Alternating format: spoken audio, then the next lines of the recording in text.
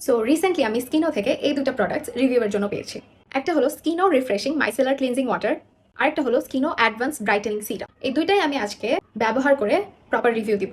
আমি আমার স্কিনটা ক্লিন করে এসেছি, যদিও আমার ঠোঁটে হালকা একটু লিপস্টিক আছে।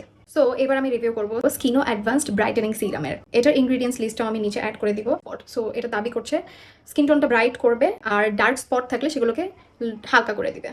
সো এটার ইনগ্রিডিয়েন্টসে আলফা আরবুটিন আছে 2% আর নায়াসিনামাইড 4%, মানে খুবই ব্যালেন্সড একটা কনসেন্ট্রেশনে ইনগ্রিডিয়েন্ট দুটো ইউজ করা হয়েছে। আলফা আরবুটিন করবে কি স্কিনের মেলানিন প্রোডাকশনটা কমাবে, সো যে ডার্ক স্পটগুলো আছে সেগুলো লাইট হয়ে যাবে।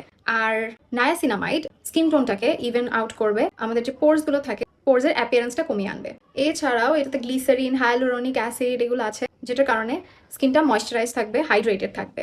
সো এবার আমি এটা ইউজ করি।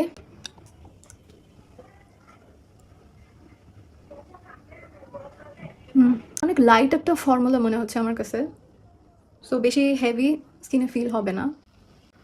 সো ফুললি অ্যাবজর্ব হওয়ার পরে আমার এই যে স্কিনের কন্ডিশন, এটার ওভারঅল পারফরমেন্স আমি বলতে পারবো এটাকে আই গেস 15 দিন বা 1 মাস ব্যবহার করার পরে আমি এটার পারফরমেন্সের প্রপার রিভিউ দিতে পারবো। বাট ওভারঅল আমার কোনো স্কিনে ইরিটেশন হচ্ছে না আর গ্লো ভালো আসতেছে। সো ইনগ্রিডিয়েন্টস বেসড আমি এই সিরামটার কথা বলবো যে এটা অল স্কিন টাইপের জন্য পারফেক্ট, এবং এটাতে যেহেতু হাইলুরনিক অ্যাসিড, গ্লিসারিন, অ্যালান্টয়েন আছে, তো আমি বলবো এটা শুধু ব্রাইটেনিং না, এটার সাথে সাথে স্কিনের হাইড্রেশনও দিবে আর স্কিনের ন্যাচারাল ব্যারিয়ারটাকেও কোনো ক্ষতি করবে না।